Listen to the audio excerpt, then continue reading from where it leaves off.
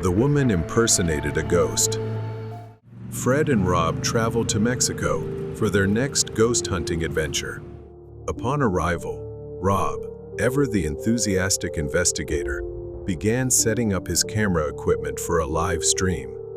Fred, more skeptical about the supernatural, kept his reservations to himself, but knew he needed the paycheck. Rob offered.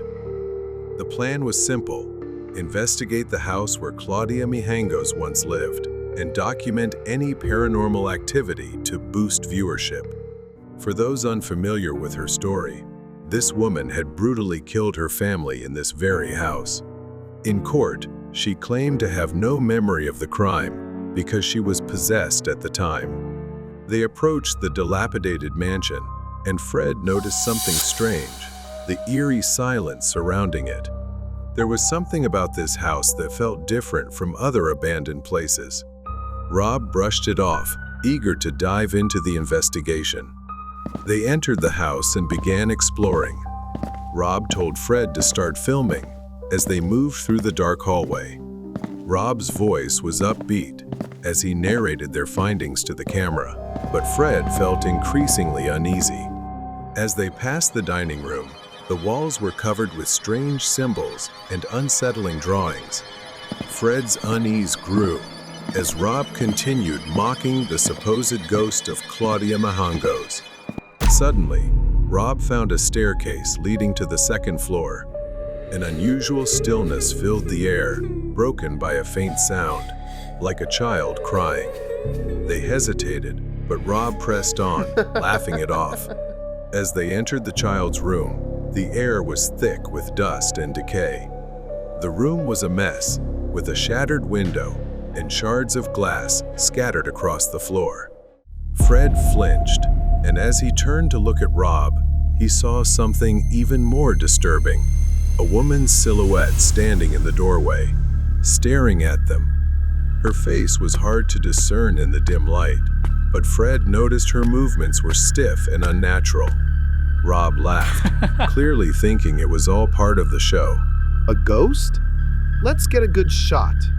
The woman stepped forward, triggering Fred's flight instinct. Before they could react, she lunged at Rob, pressing a knife to his throat. Rob froze, his eyes wide with terror. It's finally your turn. You think I'm a ghost, don't you? The woman whispered, her voice chilling, a sinister smile creeping across her face. Fred gasped, too shocked to move, as her fingers tightened around the knife. Rob began struggling, but she pressed harder, drawing a thin line of blood. Snapping out of his shock, Fred realized Rob was in danger. He grabbed a nearby chair, charging at the woman to push her away. Rob staggered backward, blood dripping from a shallow wound on his neck. Fred pulled Rob away as the woman stood motionless for a moment. Then she spoke again, her voice cruelly amused. You can't escape me. I'm curious too, eager to uncover the truth. The chase through the crumbling house was frantic. Fred dragged Rob down the stairs as the woman advanced toward them. They reached the bottom floor and ran toward the nearest exit. Rob, now weakened by his injury, watched as Fred and the woman grappled violently, overturning furniture. In a panic, Fred grabbed a sharp shard of broken glass and stabbed the woman in her side. She screamed in pain, but didn't relent. The woman pulled out her knife again, but luckily, her strike missed. This time, Fred managed to escape, dragging Rob toward the door. Both severely injured, Fred summoned all his strength to flee the house and drive away. The woman's screams echoed behind them. At the hospital, Rob was treated for a severe neck injury, while Fred nursed wounds from his nightmarish struggle with the mysterious woman. When the police finally uncovered the woman's identity, they revealed that she wasn't Claudia Mijangos, but a woman named Isabella Ruiz, who had been impersonating Claudia for years. Isabella was obsessed with Claudia's crimes and had assumed her identity. It turned out Isabella had committed multiple murders in the area. all involving people she manipulated into believing she was Claudia's ghost. Rob and Fred recovered from their injuries, grateful to be alive, but the experience changed them. Both vowed never to investigate ghost stories again, realizing that some mysteries are best left untouched. The Ghost House in the Forest. His name was Lucas. It all happened during a hiking trip 3 years ago. He always loved spending time in nature, and he had gone hiking near the White Mountains of Utah. Whenever he went hiking, the surrounding nature was so breathtaking that Lucas lost track of time. Realizing the sun was setting, Lucas felt a bit hungry and sat under a nearby tree. Since he still had plenty of time to get down the hill, he decided to eat first to regain some energy. But today, it seemed to be getting dark unusually fast. He took out his flashlight and shined it ahead just as a massive bolt of lightning struck in the distance. Looking up at the sky, he noticed dark clouds gathering, ready to pour down at any moment. Feeling a bit anxious now, he quickened his pace. The dark clouds rumbled above, and the wind picked up speed through the forest. After 15 minutes, large raindrops started falling. The heavy raindrops almost felt like they were piercing his skin. Lucas started running, but his foot got caught in a hole, causing him to stumble and fall. Soon, his flashlight stopped working, plunging him into near total darkness. Frightened, he somehow managed to get back on his feet. But after walking for another 10 minutes, he realized he was hopelessly lost. He checked his watch. It was 8 p.m. He should have been off the hill by now, but things kept getting worse. Suddenly, an idea struck him. He climbed the tallest tree nearby, pulled out his binoculars, and scanned as far as he could. Lucas spotted a yellow light in the distance, on the left side of the forest. He zoomed in and saw a cabin standing there. Without hesitation, he climbed down the tree and started running toward it. Desperate to survive the night, he reached the cabin, panting heavily. Knocking on the door, he called out, "Is anyone there? Please, open up." At that moment, he was nearly in tears. Then, the door creaked loudly and finally opened. A man opened the door and smiled, saying, Dear Lord, what happened to you? Please, come in. Without hesitation, Lucas stepped inside. The cabin was old and somewhat rusty, with a small fireplace in the center. After a while, a woman entered the room. She looked weary and sorrowful. The man explained that she had been suffering from a chronic illness for a long time. She gave him an eerie smile and then mentioned her son, Jimmy. She said he was a mischievous boy who always drove her into fits of rage. Lucas forced a weak smile in response. As he looked around, he found it both surprising and strange that they lived in such isolation. There was no sign of a vehicle nearby. Lucas wondered how they managed their daily lives. Perhaps they were just accustomed to this way of living. The man led Lucas to the guest bedroom at the end of a narrow hallway and told him he should lock the door for safety, as his son Jimmy could sometimes be a bit mischievous at night. Lucas lay down, drained of energy, hoping the storm would pass while he slept. But then, he heard it, a soft giggle in the darkness, a child's voice, whispering and laughing in the shadows. He had forgotten to lock the door. Lucas sat up in bed, taking a few seconds to adjust to the room's darkness. "Jimmy?" He remembered the woman mentioning her son, but something about her words had felt off. Pale moonlight streamed through the window. Lucas saw a young boy, around 10 years old, standing near the window, his back facing him. But when the boy turned to face Lucas, his heart skipped a beat. The boy's eyes were completely white, sunken, unblinking. They were the only thing Lucas could see. He asked, "Who are you?" But the boy just giggled and ran out of the room. Lucas couldn't fully grasp the horror of it yet, but unease crept into his chest. Panicked, he turned on the light and searched for his backpack. But as he looked around, he realized the room was not as it had been. before the surfaces were covered in dust and cobwebs, as if it had been abandoned for years. Terrified, he decided to leave immediately rather than wait until morning. As he turned to leave, he glanced back and they were there, standing in the doorway, staring at him with hollow eyes and sinister grins. A chilling, unnatural laughter echoed in his mind, paralyzing him with fear. Lucas bolted into the forest, but somehow he tripped and lost consciousness among the trees. When he woke up, he found himself in a hospital, his body aching and covered in wounds. A police officer approached him, asking about what had happened. Lucas recounted everything: the house, the strange family. The officer was silent for a moment before explaining that the house Lucas had described had been abandoned for years. No one had lived there for a long time. A family had once lived there, but their son had died after being attacked by a strange creature in the woods. Stricken with grief, the couple had also perished in that very house. Lucas struggled to accept what had happened. He realized that the family he had met were not living people. They were ghosts, their soulless white eyes and empty smiles haunting his memory. He now understood that he had survived a night of pure terror. The mysterious curse of donuts. Moving into a new house is always unsettling. John and his wife, Lisa, had just moved into an old house next to an abandoned Dunkin' Donuts, left in ruins nearly a decade ago. They had no idea the house harbored such a dark history. The fire had destroyed the building, leaving behind charred ruins and rumors of hauntings, which gave the area an eerie reputation. However, they never believed in such tales. At first, they enjoyed their new home and gradually adjusted to the quiet neighborhood.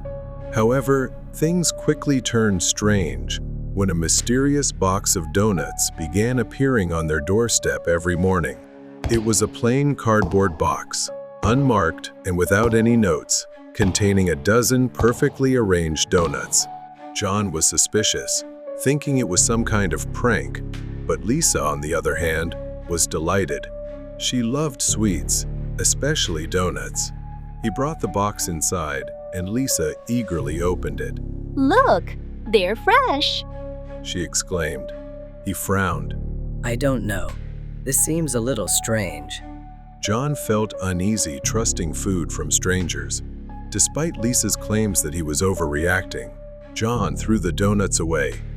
He didn't want to take any risks, but the next morning, it was back. Another box of donuts. He threw it away again, but the pattern continued. A few days later, a new neighbor moved in and brought them a box of donuts as a gift. John's instincts told him something was off, given the recent events. He gave a weak smile, took it inside, and threw it away. But one day when John came home, he found her eating a donut from the box. She dismissed his concerns with a weak laugh, saying, it's just a donut. That night, however, things took a disturbing turn. John woke to the sound of 3 knocks on the window, followed by 2 more. Then it intensified as he heard footsteps in the hallway and a strange bell ringing. It was a soft chime, like a hotel bell ringing. When John asked Lisa if she heard it, she mumbled in her sleep, turning her back to him. Over the next few days, the noises became more frequent. The knocks, footsteps, and bells. They felt like they were living in a nightmare. Lisa began acting strangely, growing distant and staring at the wall. One night, John found her standing completely still in the kitchen. Lisa, what are you doing? He asked, but she didn't reply. Suddenly, the same bell rang, and before he could react, she turned to him with a vacant stare and lunged at him with a knife in her hand. John narrowly dodged the knife, staggering backward. He escaped death by a hair's breadth, but Lisa's behavior grew increasingly erratic. Then she charged at him, as though possessed by madness. She began chasing John through the house, as if something was controlling her every move. However, as John reached the front door and flung it open, Lisa suddenly stopped. Her head jerked to one side, her neck twisting unnaturally as she stared at the abandoned Dunkin' Donuts building. Lisa, John called out, desperate. what's happening to you? But she didn't reply. She just began walking toward the ruins, her steps slow and deliberate. John followed her, keeping a safe distance. The neighbors began stepping out of their homes, drawn by the commotion. An elderly man approached John, his face pale and filled with confusion. He warned John that the building had a dark history.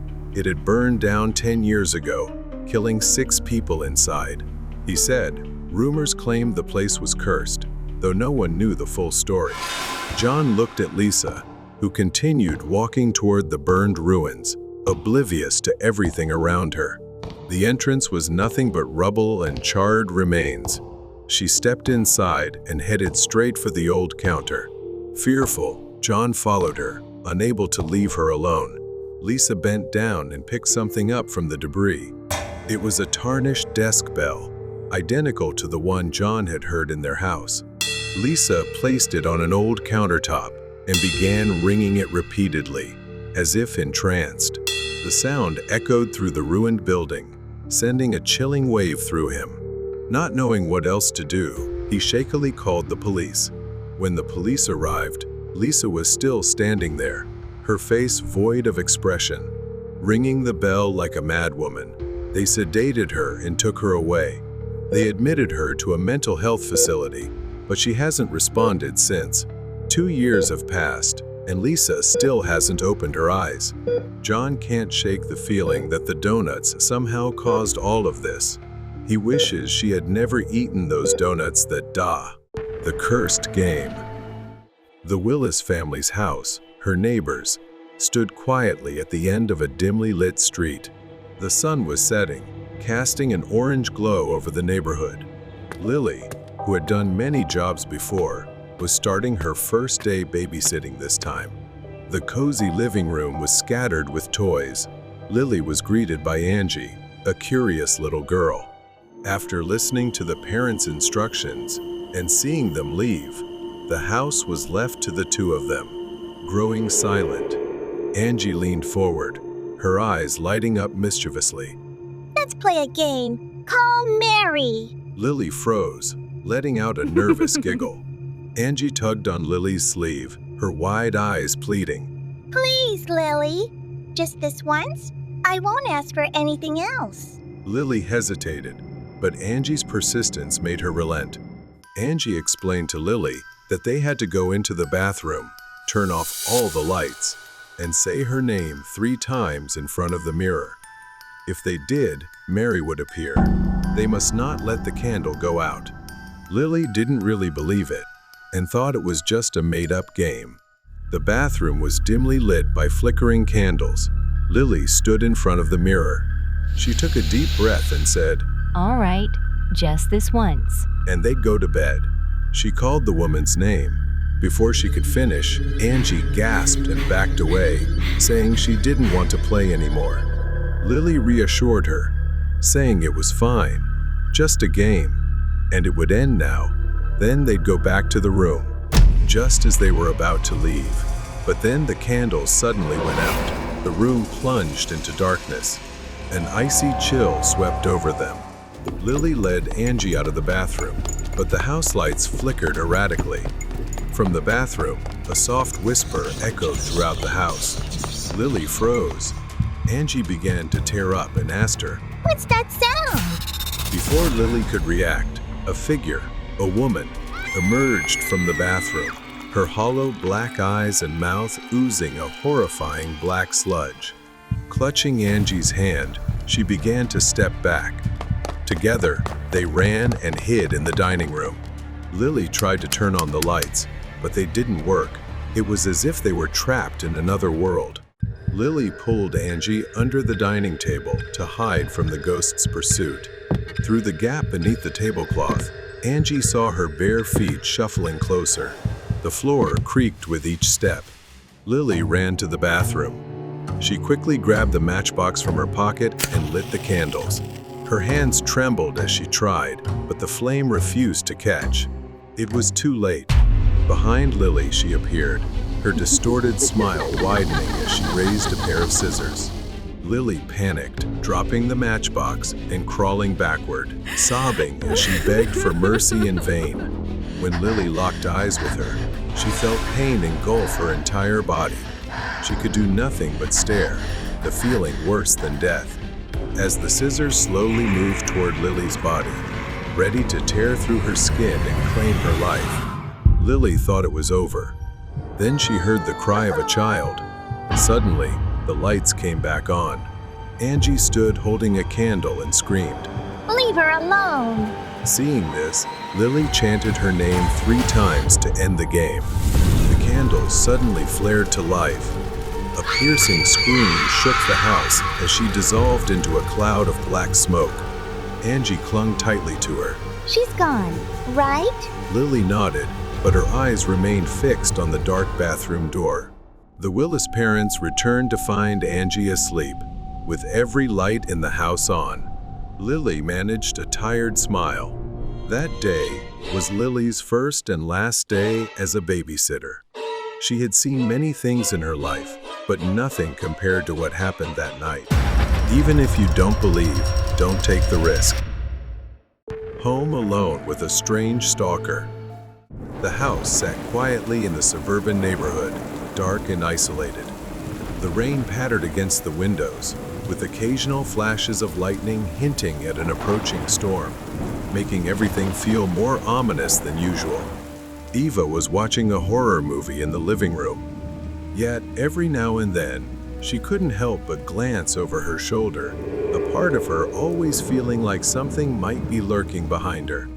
After the movie ended, she went about her nightly routine, brushing her teeth, turning off the lights, and heading to bed.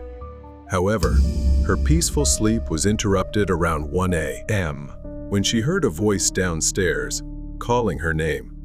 At first, she wasn't sure what was happening. The voice sounded oddly like her sister's, but Eva couldn't be certain, especially since her sister rarely came home. She got out of bed and walked down the hallway. The house was pitch black, the thick silence broken only by the sound of her footsteps. She entered the kitchen. The lights flickered, and Eva saw something. A knife lying on the kitchen floor, one she distinctly remembered cleaning and putting away earlier. She looked around, but no one was there. A few days later, she still hadn't shaken off the feeling. Eva tried to relax by watching TV, and at some point, she fell asleep there. While asleep, she heard a faint rustling noise. It seemed to be coming from the kitchen. A light flickered near the refrigerator. She cautiously approached. The scene sent chills down her spine. Lily? She softly called, but there was no response. She moved closer. Her sister appeared to be sitting with her back to the refrigerator, eating something in an almost frantic manner. Something about the way she was eating felt off. She wasn't sure it was really her sister. Exhausted, Eva chuckled to herself, thinking perhaps her sister was just really hungry, trying to steady her trembling hands. She dismissed the thought, assuming it was her sister, and went back to her room, too tired to care. The next morning, before heading to school, Eva saw her sister. Eva asked her about the strange encounter. Were you okay last night, Lily? Why were you home so late? Lily looked surprised and confused, unsure of what Eva was talking about. She told Eva that she had worked the night shift and hadn't come home last night. Lily assumed Eva must have been sleepwalking. Eva froze. The woman she saw eating frantically in the kitchen wasn't her sister. But then, who was it? As usual, Eva finished dinner and began tidying up in the kitchen. Suddenly, the lights went out without warning. She stumbled in the darkness, trying to locate the light switch. As her hand reached out for the switch, she felt an icy presence standing behind her. A chill ran down her spine as she glimpsed a reflection in the refrigerator door. It was a figure resembling her sister, grinning unnaturally wide. She thought it must be a hallucination, a trick of her mind. That night, Eva struggled to sleep, tossing and turning in bed. Eventually, she dozed off, but was abruptly awakened by the sensation of the bed shifting beside her. Her eyes flew open in shock. She turned and froze. It wasn't a woman, but a man with a beard sitting on her bed. His lifeless eyes bore into hers as he spoke in a calm, haunting voice. Eva, my sister. Eva screamed and bolted from the bed. The man disguised as her sister chased after her, laughing slyly. She ran, desperate to escape. At the door, she fumbled with the handle in panic. Just as she managed to open it, he, still in his disguise, grabbed her arm and laughed triumphantly. Eva struggled, grabbing a lampstand from a nearby shelf and smashing it against his face. She fought her way free and sprinted to a neighbor's house for help. The neighbor helped her call the police, but when they arrived to take him away, he was sitting curled up in fear, then laughing inexplicably in Eva's room. The man, once in custody, confessed that he had been stalking her for a long time, hiding in the shadows. His trauma stemmed from a history of abuse. He had a compulsion to impersonate the people he encountered, believing he was becoming those he wanted to harm, including pretending to be Eva's sister. Eva and her sister finally found peace after the man was arrested, though the experience left emotional scars they could never forget. They comforted each other, knowing the nightmare was finally over. Mystery buried under the snow. Rian had never truly clicked with Tyler, but they were still friends. Their relationship had always been complicated, marked by their differences in personality. Tyler was a complex, reserved guy with hidden corners of his life he never let anyone see. On the other hand, his mother, Diane, was the opposite, controlling, invasive, and suffocating. She seemed like a constant weight on his shoulders, though Tyler never outright said so. Their mother-son relationship might seem normal at first, but something about it never truly felt right. Diane constantly monitored Tyler with endless calls, texts, and surprise visits. He was never truly at ease during outings with friends, always explaining that he couldn't stay long because his mother would worry. When Tyler finally moved out, Rian thought things would change for him. Diane paid his rent, of course, so she couldn't entirely let go, but Tyler initially seemed more at ease. But that didn't last. He started avoiding people, skipping gatherings, and dodging calls.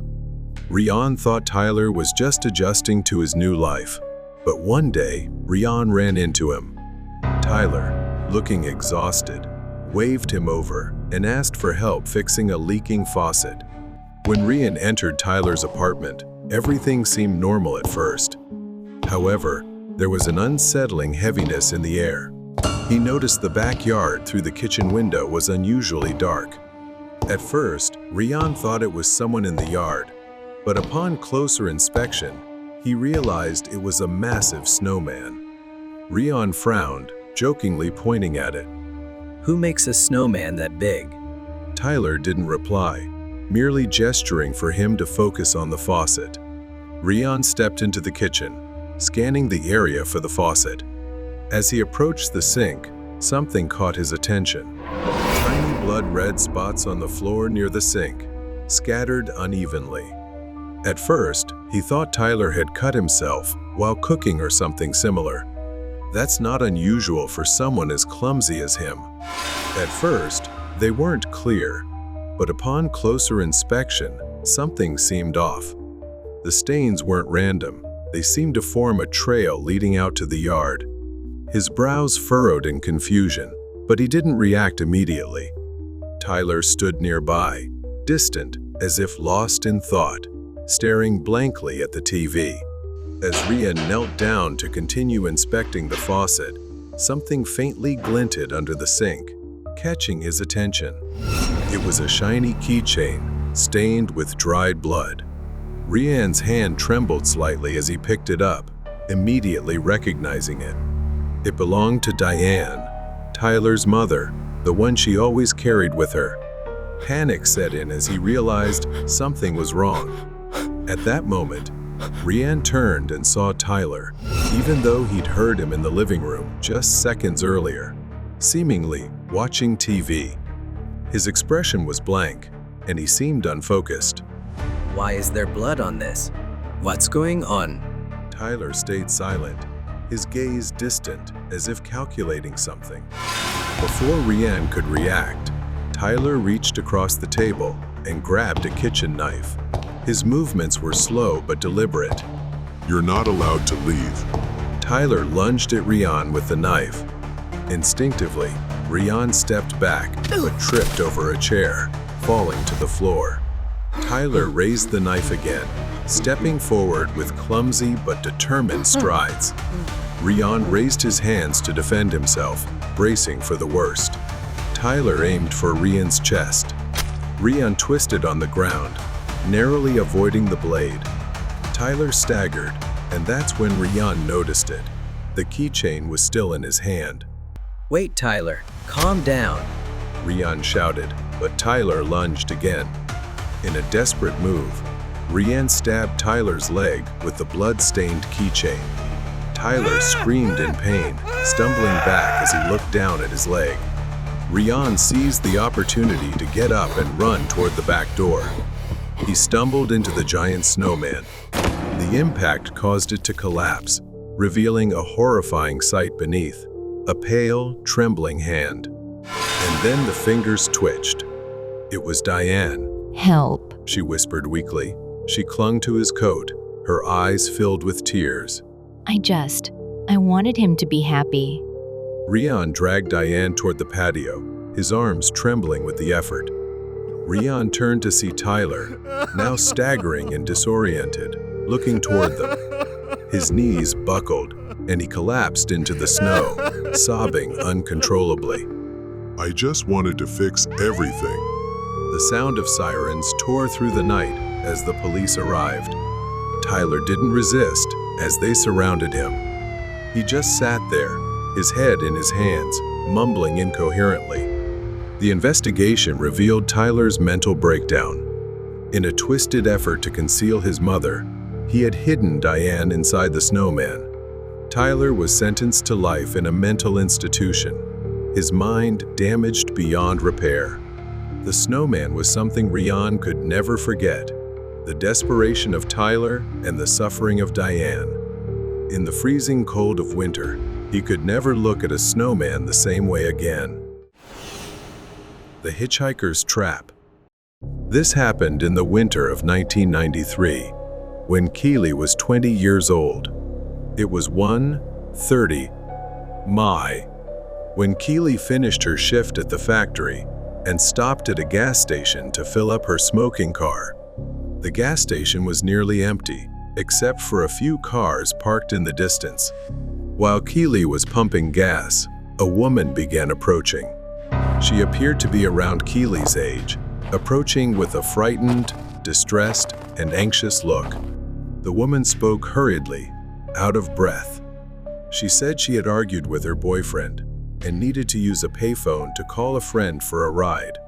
Keely listened, but her unease grew as the woman explained that she had been harassed and feared the men in a light green car parked next to the gas station's dumpster. Initially hesitant, Keely noted that the woman was dressed neatly and wasn't drunk or anything similar. She just seemed genuinely anxious and scared. So after finishing her refueling, Keely told her to get in the car. As they drove down a dark, quiet street, Keely asked where the woman lived. The woman kept glancing into the rearview mirror, fidgeting in her seat. She didn't answer Keely's question, just mumbled something incomprehensible. Then she asked Keely to take her to a house not far away on the edge of town. When they arrived, it looked unusual, almost abandoned. Keely asked skeptically, "You live here?" She simply told Keely the house was under renovation and asked her to wait outside for a moment. Keely reluctantly got out of the car and leaned on the hood. She called back, asking Keely to help her. Still trying to make sense of everything, Keely reluctantly agreed and approached the porch. However, as Keely neared the house, a sense of hesitation crept over her. Something about this house, and the woman felt off. Just as she reached out to touch the doorknob, a loud bang erupted behind her. Time seemed to freeze, and she felt a sharp pain at the back of her head. Everything spun as the pain surged, and the next thing she knew, she was collapsing onto the ground in front of the porch. Keely's vision blurred, but she could still see the woman standing over her with a smug smile. "Thanks for the help," she said, as darkness consumed Keely, punctuated by her chilling laughter. When Keely woke up, her wrists and ankles were tightly bound with rope. Her head throbbed with pain as she lay on the floor of a dark, filthy room reeking of mildew. Keely didn't dare move, but observed what was happening. The woman sat on a chair not far away, holding up her phone on a video call. "You should mind your own business," she said, not even glancing at Keely. Keely regained her vision and focused on the phone screen. It was a man standing next to a car, the same one she had seen at the gas station. He said he'd pick her up soon to catch more victims. She realized everything from the start had been a trap. Keely struggled against her restraints, her mind racing. She knew she had to act fast. Despite the pain, Keely, being the only woman at the plastic factory, had learned to handle such situations. She relied on her experience to quietly inspect and work on her restraints. Finally, the rope loosened slightly, but the woman began approaching Keely, so she decided to stay still, pretending nothing was amiss. When the woman seemed to sense something, she moved closer to Keely. The moment arrived, Keely sprang up, elbowing her in the face. She turned and kicked the woman hard with her bound feet, causing her to stumble painfully to the ground. That gave Keely the chance to free her legs and run outside. Keely dashed outside and got into her car. As she frantically started the engine, the woman suddenly appeared with a menacing smile. Somehow, she had gotten into Keely's car. "Mind giving me a ride?" Just as the car started, the woman, not wearing her seatbelt, was thrown forward as Keely hit the accelerator. Keely pushed the woman out of the car and drove off, calling the police to have them arrested. When Keely finally got home, she told her sister about the harrowing encounter. While relieved that Keely was safe, her sister scolded her for not going to the police immediately. After a few days of investigation, the police arrested the two criminals. Keely couldn't believe what had happened, but at least she had survived.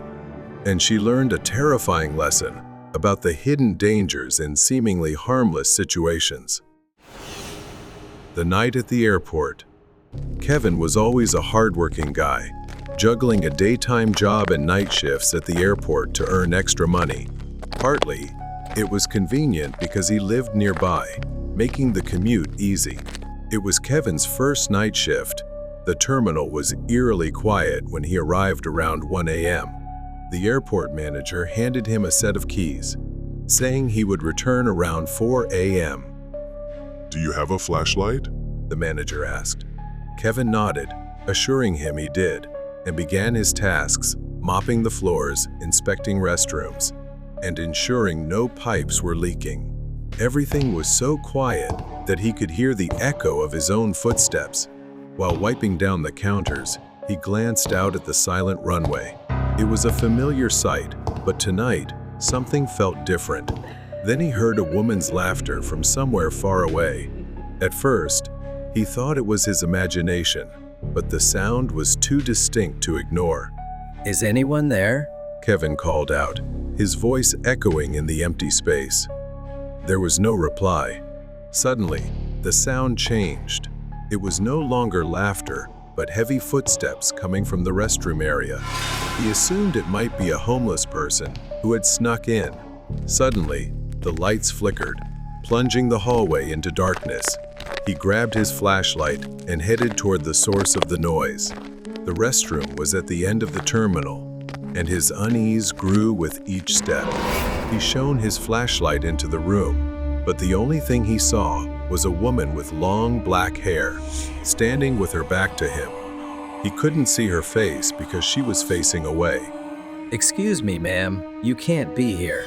Something was off. She seemed to vanish.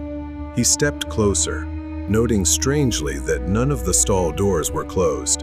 Kevin waited a few seconds in the dark with his flashlight before deciding to check for himself. When he reached the last stall, the hair on his neck stood on end. There was no woman. Alone in the restroom, he splashed water on his face, trying to shake off the sleepiness and clear his head. Kevin went out to find the power switch to turn the lights back on, but he froze. On the floor he had just cleaned, there were now dark, blood-like footprints. Sweat began dripping down his forehead as fear took hold. He decided to call his manager, but when he pulled out his phone, there was no signal. The footprints led him to the far end of the airport, near a narrow hallway that descended into the basement. Just before Kevin reached the basement door, he heard something, a heavy, labored breathing. Someone was on the other side. From the darkness, he saw an eye, wide open, with a tiny black pupil staring at him through a crack. Kevin panicked, collapsing to the floor. He had never felt this kind of fear in his life. Suddenly, the eye blinked, and Kevin realized he was entirely alone in the airport. He remembered locking the doors after the manager left, meaning there was no way anyone else could have entered. So, who was on the other side of the door? Suddenly, a bony hand with skeletal fingers appeared through the crack and beckoned to Kevin. The terrifying eyeball stared at him.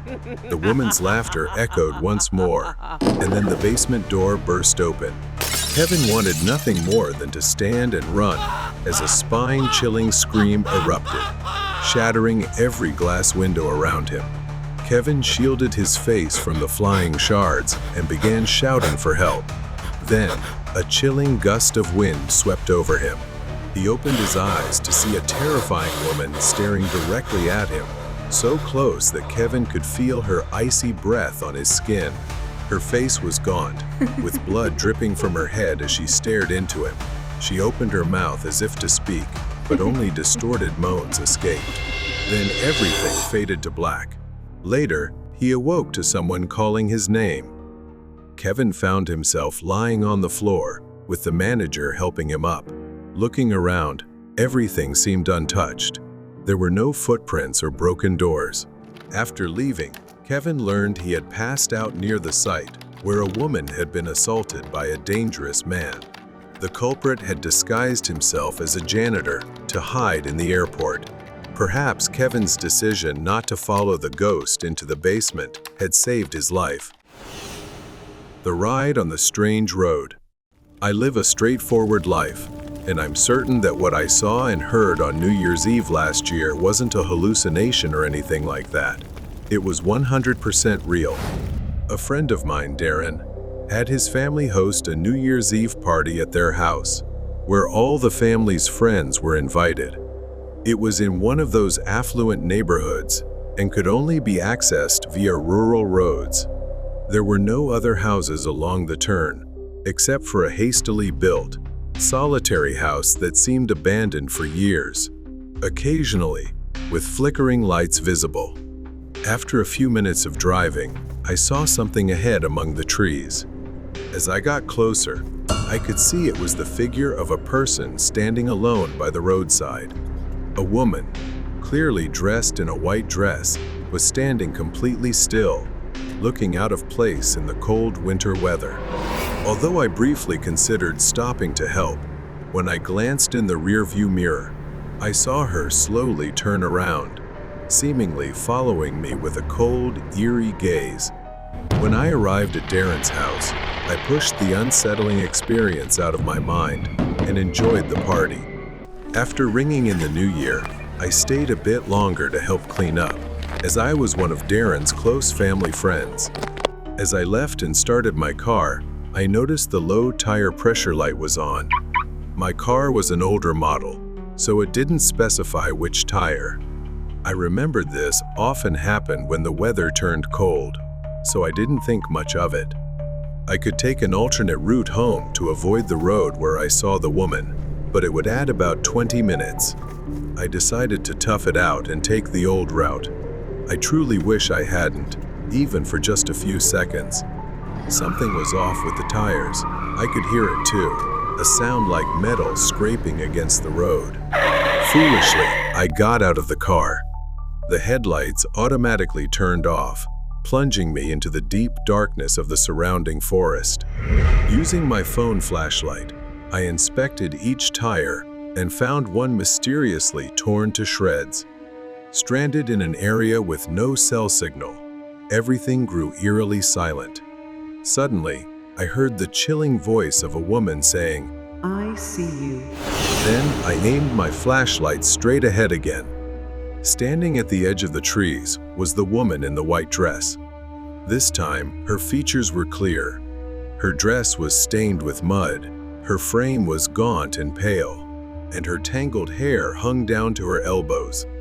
I sprinted toward Darren's house, hearing the sound of snapping branches and rustling leaves behind me. She was chasing me, but I managed to lose her quickly. I finally made it to Darren's house. I banged on the door, pleading for them to open it. I explained what had happened. They offered to let me stay overnight while they called the police and arranged for a tow truck. But I soon realized it wasn't over. I woke up to the sound of knocking at 3 a.m. Of course, none of the windows in the room had curtains. I didn't dare look outside until I heard a deep, raspy voice. I sat frozen on the bed, listening to the sound of stones hitting the window. The voice of that woman echoed from the darkness. "I see you." Admittedly, I might be a coward, but at that moment, all I could do was hide under the blanket and avoid looking outside. I stayed silent until morning. The next morning, Darren's father found a large, rusty knife that didn't belong to the family, likely the one the woman had used to slash my tires. But this also meant she had followed my car to the party. After they called the police, I gave my statement. I suggested they check the cabin along the road because I had a feeling that the woman was connected to it. Eventually, they investigated and updated me, saying they didn't find anyone living there, but there were many dried animal carcasses scattered throughout the surrounding forest. The woman I saw was never found, which of course raises many questions. But the most terrifying thing to me is how she was able to track me so quickly. I started this year's journey determined not to let fear dictate my actions. The events of last New Year's Eve haunted me every day, but I was tired of running from the darkness. I convinced myself that she was merely a ghost, and the other events were just eerily perfect coincidences. But this time, I decided to take a detour, a different route to Darren's party, and it was much farther than the one I had taken before. Something felt off. The GPS signal cut out midway, and the road I was on seemed unfamiliar.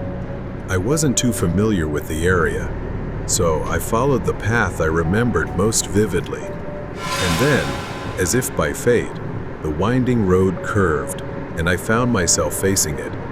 That house by the roadside, it still bore the taped-off markings from when the police had been there. I parked the car, engine still running, and sat for a moment, staring at it. A chill ran down my spine, but I slowly stepped out of the car. Gathering all my courage, I stepped onto the porch. The wooden steps creaked under my weight. I knocked once. Nothing. Then I slowly pushed the door open. The wooden house looked even more dilapidated, with parts of the roof sagging, rotting beams, rickety furniture, a few broken chairs, and a fireplace stuffed with what looked like bones. I stepped closer, and that's when I heard it, almost like a whisper, unmistakable. "Come closer." It sent shivers down my spine.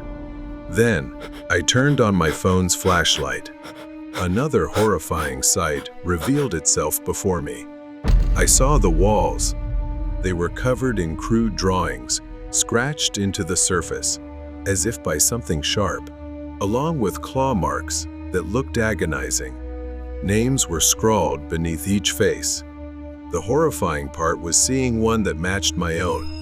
When the light stopped at a wooden table in the middle of the room, I saw a sharp knife, a few jars filled with dark red liquid, and even animal teeth. I started to wonder, could someone have moved in here? Could it belong to a hunter? I didn't think these things had been here for long, as the police had said the house was completely empty when they searched it. You're braver than I thought. A voice emerged from the darkness. I spun around. She stood at the far end of the room, tall, pale, and gaunt. Her white dress was smeared with mud and streaks of red, her deranged eyes staring right at me. She lunged at me with terrifying speed. In her hand, she held a knife, and it was aimed straight at me. I instinctively grabbed the knife on the table nearby to defend myself. I swung it, but she dodged and shoved me to the ground. We struggled, our heavy breaths and screams echoing in the cramped space. She laughed maniacally, her nails clawing into my skin. Everything happened so fast, filled with panic. I fought back, using all my strength to shove her off. I reached for the knife that had fallen to the ground, grabbed it, and stabbed her in the shoulder. Her scream pierced the air. She screamed, but didn't stop. Her eyes burned with madness. You won't escape, Drake. Charging at me again, I grabbed a jar from the same table and smashed it over her head. This time, she staggered, visibly dazed, and slowly collapsed. Without hesitation, I ran out of there and barricaded the door with a wooden plank nearby, hoping it would hold her off for a while. I got into my car and immediately called the police. I didn't stop until I reached Darren's house, trembling and covered in blood. The police arrived shortly after my call. They didn't find her in the house, but this time she couldn't escape. The trail of blood from her wounds led into the forest. In their report, they said she was a deranged individual who had been stalking people traveling this deserted route, including me. She had set up horrifying traps to play with me. It turned out that all along, I had mistaken her for a ghost conjured by my paranoia or something far more sinister that I couldn't comprehend. The house in the woods of the stranger. Mai's family loved traveling whenever there were holidays. They often went on short trips, and back then, Mai was probably only 10 years old. Mai's father rented a small house in the woods, in a farm-like area with scattered small houses. It was a quiet tourist spot, mostly visited by campers and hikers. At that time, they were the only tenants staying on the property, or at least, that's what the landlord told Mai's family. The fresh air, the tranquility of the lake, and the chirping of birds made her love the place. Mai's father took her out on a boat to the middle of the lake to fish. It was her first time, and she was thrilled. Suddenly, Mai noticed a large tree to the left and felt as if someone, a shadowy figure, was standing under the tree watching them. "Dad, who is that?" she asked her father and pointed in that direction, but the figure disappeared as soon as Mai pointed it out. Her father dismissed her worries, and they returned to the house for lunch. Back from the lake, Mai's mother set up a small table and chairs for snacks while preparing for dinner. After the meal, Mai thought about wandering off to play and explore a bit. Her mother called out, reminding her not to go too far. Mai started walking around, but suddenly she saw a rabbit hopping about. Excited, she began following it. The rabbit hopped into a nearby bush, and she ran over and started searching through the bush. Suddenly, she heard rustling footsteps behind her. Thinking it was the rabbit, she turned around. Mai turned around and saw a man standing there with a strange smile. He was holding the rabbit she had just seen. His smile was creepy, but me, in her innocence, didn't think much of it. He raised an eyebrow at her and said, "Looking for this rabbit, little girl? Do you want to pet it?" Mai innocently told him, "But my mom says they always run away. They won't run if you put them in a cage." He scratched his head and said he didn't have a cage, but mentioned he had one at his house. Then, he suggested Mai come with him. Mai knew it was a big warning sign, but at 10 years old, all she could think about was the rabbit. So, she agreed to go with the man. The man's eyes lit up. He led Mai through the woods, and after a short walk, they arrived at another house that looked exactly like the one her family was staying in. Mai felt a bit surprised. Inside, the dim, shadowy light revealed a filthy and cluttered house with old, muddy clothes scattered across the floor. She began to smell an intensely unpleasant stench. Mai held the rabbit in her arms while he went into another room. After a moment, he called out, asking if she could come and help him. Mai stood up and stepped into the room, where the stench grew even stronger. The room was very dark, with a dirty, tattered piece of cloth hanging over the window. Small beams of sunlight filtered through the tiny holes, barely lighting the room. It took her a moment to realize there was a bed in the room, and lying on it appeared to be a woman. In the dim light, she could make out a skeletal hand, covered in horrifying sores. Mai began to feel that something was very wrong. She stepped back and said, "I need to go back. My mom is waiting for me." The situation had become alarming, and she realized she needed to leave. The man's face twisted into a displeased frown. Before she could move, he lunged forward, grabbed her, and lifted her off the ground. He muttered something strange. "Touch this little one, darling. It might cure your illness." Mai struggled and screamed for help, but he held her tightly, dragging her closer to the figure on the bed. The stench grew more overwhelming. Just as he was about to force her closer to the woman, Mai kicked him in the face and grabbed the curtain, pulling it down. He fell to the floor, clutching his bleeding nose. Mai also fell, and the entire curtain came down, flooding the room with sunlight. For the first time, Mi saw the woman clearly. Her peeling skin resembled that of a corpse. The decaying body lunged toward Mi, bony hands reaching out to grab her. She screamed and backed away like prey before a predator. Suddenly, Mi's father burst into the room, shouting her name. He rushed to her, lifted her off the floor, and carried her out of the cabin as quickly as he could. The woman's skeletal hands clawed at the air. Mai was carried out of the house, fainting in the process. The story that unfolded afterward shocked everyone. The man and the woman were escaped criminals who had fled into the woods to hide. The woman was severely infected due to poisoning. She claimed to know magic, and they believed that using an innocent child could heal her, transferring her illness to another body.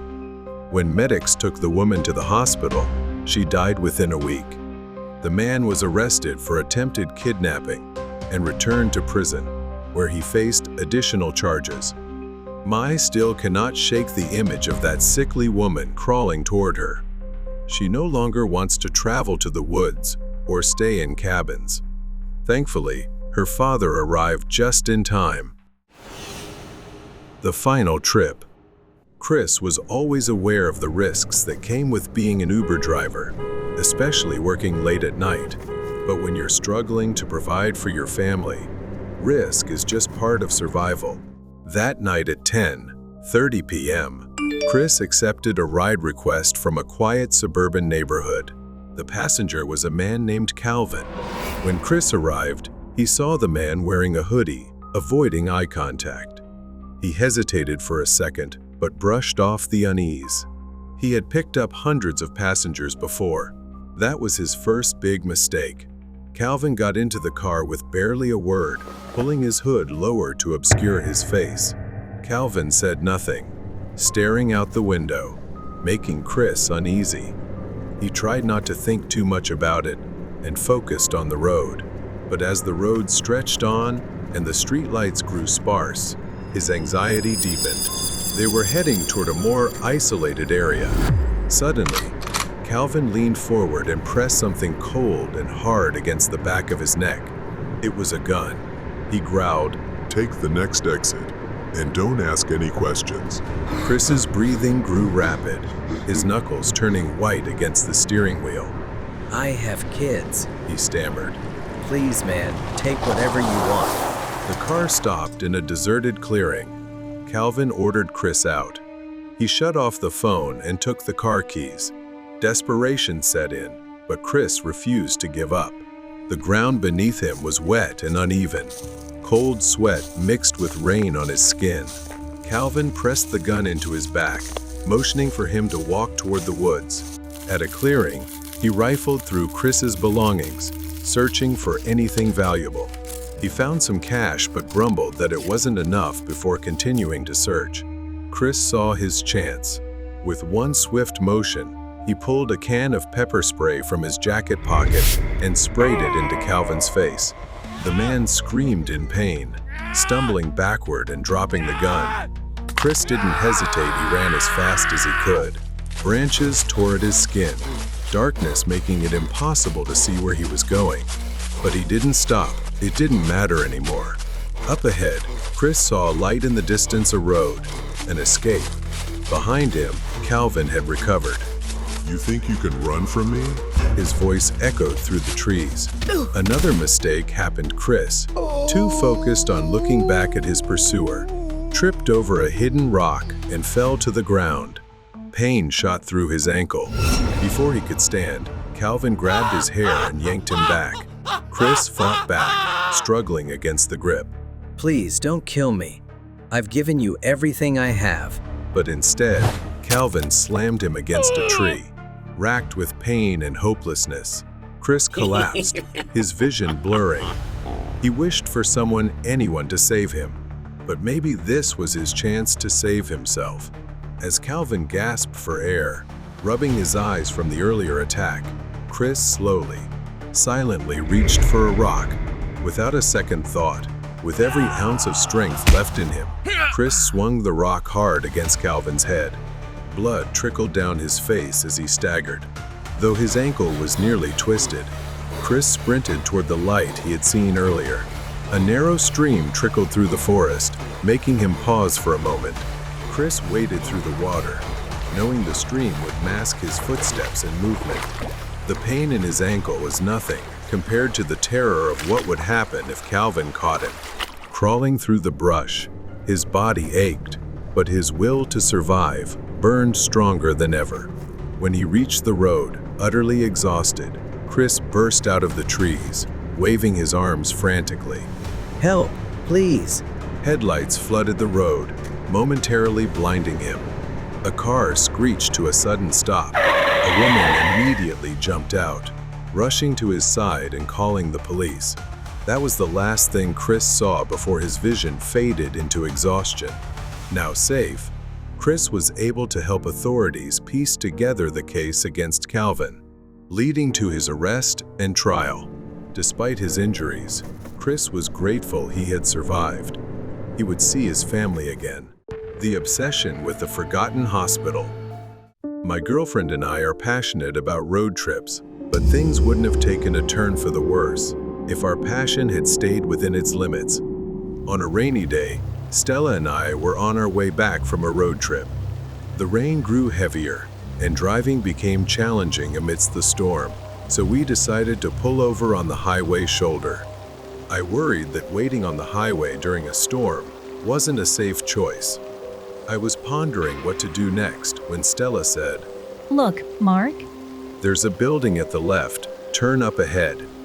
I followed her gaze and saw a structure peeking out from behind the trees at some distance. Stella said, Let's go there. We might find shelter for the night. At the time, it seemed like a good idea. I realized it was an abandoned hospital. We got out of the car and ran inside. The large glass door at the entrance was shattered. As we stepped into the hospital, I realized no one had been here in ages. Furniture was broken, and shards of glass were scattered everywhere. Rain seeped through the damp ceiling and dripped onto the floor. The sound of water droplets mixed with the creak of rust. The wind howled through broken windows, creating an eerie atmosphere. Stella whispered, "This feels like an adventure." Stella was a horror writer, so an eerie setting like this excited her. We'd explored many abandoned places for her creative inspiration. I chuckled and said, "Let's look around. Who knows, you might find a story here." If I'd known my joke would turn into a nightmare, I would have left right then. Stella and I began exploring the place, turning on our phone flashlights. To the left was a hallway lined with several rooms. We entered the hallway and opened the first room. Inside was an old, dirty bed. Near the bed were a table and a chair. What caught my attention was the safety straps attached to the bed handles. I'd never seen hospital beds this strange before. Most of the rooms were like this. After a while, Stella grew bored and said there was nothing to see here and suggested going upstairs. We climbed the stairs, cobwebs and dust everywhere. The hallway upstairs was littered with broken glass and damp clothes scattered everywhere. When I shone my flashlight on the walls, I saw disturbing drawings, demonic faces etched onto the walls. Someone had even written, "You will not escape." I felt uneasy seeing all this and told Stella, "Maybe we should wait in the car. The rain will stop eventually." Stella teased and mocked me. At the end of the hallway, there was a large door with the words "Surgery Department" on it. Stella was looking at the graffiti on the wall. I asked her, "What do you think happened here?" Stella smiled and said it was just a surgery room. I pushed the door open with annoyance, and with a terrible creaking sound, it opened. I've never seen such a strange operating table before. It looked more like a stretcher, but it had handcuffs and leather straps. Stella's face went pale as she examined all of it with a genuinely terrified expression. I approached the operating table. There were surgical tools lying on it. These tools looked quite different. Scalpels resembled small saws, and there was also a drill. I picked it up and examined it. I told Stella and wondered aloud what this tool was used for. Stella looked at it with frightened eyes and said she didn't think this was a normal hospital. She explained it used to be an asylum. That's why there were leather straps and handcuffs on all the beds in the rooms. Before I could process it, my eyes were drawn to the tip of the drill in my hand. Something dark was dried and speckled on its edge. I shone the light on it and was horrified to realize it looked like dried blood. There was something like a freezer. Stella rushed over and opened it. She started screaming. A horrifying sight lay before us. Inside were numerous jars, emitting a foul stench. They contained ears, noses, and other unidentifiable parts. We couldn't believe our eyes that patients were treated in such grotesque ways. Then I saw one jar. It resembled a model of a human head with its eyes closed. But what happened next still chills me to this day. As we stared at it, it suddenly opened its eyes. We stumbled back, terrified, and began running for our lives. When I looked back, I saw a dark figure chasing us. Sprinting forward, we could hear the screams of hundreds of voices emanating from the asylum, crying out in agony. Stella and I bolted out of the asylum and jumped into the car. Without a second thought, I slammed the gas pedal so hard the car screeched. Somehow, we were lucky to have survived. Stella later researched the abandoned asylum. She discovered that it once housed insane criminals and intellectually disabled individuals, but the doctors running it would often torture them and conduct inhumane experiments on them. After a series of protests, the asylum was shut down, and all records were erased. Locals feared the place, even during the day. They believed the countless souls of the tormented patients still haunted the site. The terror on Christmas Eve. This incident happened on Christmas Eve, the year Lena was 13. Since she only lived with her dad, and her family usually either didn't celebrate or celebrated Christmas late, she was used to this. For Lena, Christmas Eve was just like any other night. Her dad was a doctor, so he always had to be on call at the hospital during Christmas holidays. That night was no exception. He wasn't home. Lena was watching TV when she heard a knock at the door, so she went to see who it was. Her front door had a peephole, making it easy to see who was outside. A man stood outside wearing a Santa Claus suit, holding a bag and smiling, waving at Lena to open the door. But something about him seemed off. He didn't look neat at all. Lena approached the door, but didn't open it.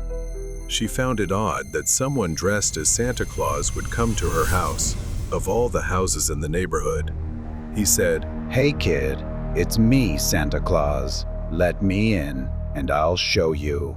Maybe other kids would believe him, but Lena knew he wasn't real. Confused and skeptical, because this had never happened before, Lena refused to open the door. The man insisted, saying he had changed the rules this year to give gifts to kids in the neighborhood. But Lena didn't believe him. Instead, she remembered feeling angry while arguing with him. Lena told him she was calling the police.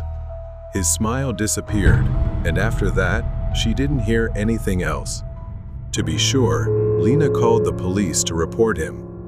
Unfortunately, they probably didn't believe her and thought she was just an excited kid, hoping Santa Claus would visit. She only knew how to dial 911 and the house number, since it was the 90s and her dad didn't have a mobile phone yet. Lena could only hope the man wouldn't return. But a few minutes later, someone knocked again. When Lena checked, no one was there. She returned to the Christmas tree to continue decorating and wrapping gifts as a surprise for her dad. Lena turned on the TV to watch Christmas specials, which made her feel less lonely. Suddenly, the power went out, leaving the house in darkness. Lena jumped in fright. Now, the only light in the house came from the battery-operated Christmas tree. Then she heard the back door creak open. From the doorway emerged a dark silhouette, slowly advancing. It was the figure of a man. Lena grabbed a flashlight from a nearby drawer and shone it towards the figure. The face revealed was his, the man from earlier, leaning close to her with a sinister grin. "Here's your surprise gift, little one," he sneered. Lena screamed and ran toward the back door, but she couldn't outrun him. He grabbed her hand and yanked her back. Lena sobbed and screamed, begging for mercy, but he showed no remorse. He taped her mouth shut and began tying her up with rope. As her vision blurred, he stuffed her into a large sack he had brought with him and hoisted it over his shoulder. Lena's next-door neighbor, who was walking his dog, happened to see the man. His actions seemed suspicious. The neighbor remembered that Lena lived alone with her father, who was often away, and her father had occasionally asked him to check on her. He cautiously approached with his dog and asked, "What are you doing out here at this hour? Is everything okay?" The man, startled, quickly forced a smile and replied, "Oh, I'm just preparing a surprise for the kids in the neighborhood." The man hurriedly hid the sack behind his back, stepping away as his eyes darted around. His strange behavior only heightened the neighbor's suspicions. His dog kept barking, as if trying to warn him of something. It was a smart dog, good at sensing trouble. The neighbor noticed the sack behind the man seemed to be moving slightly. Sensing the man was odd, the neighbor remained cautious. He apologized for bothering him and pretended to head back toward his house. He then heard a faint sound resembling crying and immediately knew something was wrong. Without thinking, he rushed toward the man and shoved him hard, causing him to fall onto the grass. The sack fell, and Lena tumbled out onto the grass, her eyes wide with terror. The man tried to flee, but the neighbor quickly pinned him to the ground and held him there until the police arrived. The man remained on the ground, handcuffed and arrested. Lena was safely escorted back home by her neighbor. Her father returned home immediately after hearing the news. That night, Lena learned the true meaning of fear. She hugged her father tightly, knowing she was lucky to have survived a terrifying Christmas Eve. Rain pounded against the windshield as Mina drove down a desolate highway, her headlights barely cutting through the torrential downpour. She was a lone traveler, drawn to exploration and the thrill of discovering new places. Nights like this were familiar to her, driving down unfamiliar roads, seeking new experiences, when she saw a sign emerge from the darkness reading, "Welcome to Cottage City." A wave of relief washed over her. Mina continued driving, hoping the town would offer some respite from the storm. She drove slowly through the quiet streets. The town seemed frozen in time. A house caught her eye, a crumbling structure on the roadside, abandoned and eerie. Its walls were spray-painted with warnings like "Stay away," "Evil," and "Don't come back." Wooden crosses were haphazardly nailed to the porch and gate, as if someone had tried to ward off something inside. Curiosity got the best of her. Mina pulled over, stepped out into the rain, and switched on her flashlight. She stood outside, her flashlight illuminating the faded words. As she aimed the beam at the house, she froze. In the upstairs window, a young girl stood, staring down at her.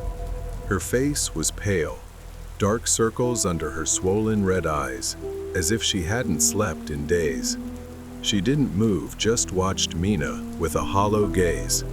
Mina shivered and called out, Hey, are you here alone? Do you need help? She mentioned she was looking for a place to stay. The girl tilted her head, her expression unchanged, but her gaze seemed to pierce through Mina. She asked why Mina was here and warned that she shouldn't have come. The girl then spoke. Did you come to see her? It was an unsettling question, one that sent a chill through Mina. She had assumed the place was abandoned. Mina asked why the girl was alone and where she was. The girl suddenly smiled, a twisted, eerie grin, and replied, Her? She's waiting for a replacement. The girl's eyes shifted past Mina, her face twisting into terror. A strong gust of wind howled through, rattling the doors of the old house. Then suddenly, a hand touched Mina from behind. Mina turned around to see an old woman standing behind her, holding a lantern. The confused expression on her face suggested she had no idea why Mina was standing in front of the abandoned house. Mina explained that she was just a traveler seeking shelter from the storm. She told the old woman about the little girl she had seen through the window, but the woman insisted it was only Mina's imagination. Mina learned that the nearest hotel was still an hour's drive away, and the woman offered her a place to stay overnight at her house. Mina accepted her invitation. It was hard for Mina to believe that the girl she had seen in the abandoned house was merely a figment of her imagination. Yet, Mina couldn't shake the feeling that this woman knew more than she was letting on. The house was as antique as its exterior suggested. The furniture was aged, the walls lined with dusty bookshelves and faded photographs. The woman, who introduced herself as Lena, led Mina to a seat near the fireplace. Gathering her courage, Mina asked Lena about the abandoned house.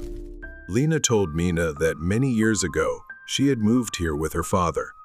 There weren't many children in the neighborhood, so she quickly befriended a little girl named Lily. Lily's family was large and lively, their house always filled with laughter. Lily's aunt, a warm and kind woman, always had candy for the children, especially for Lily. But one day, her aunt passed away suddenly.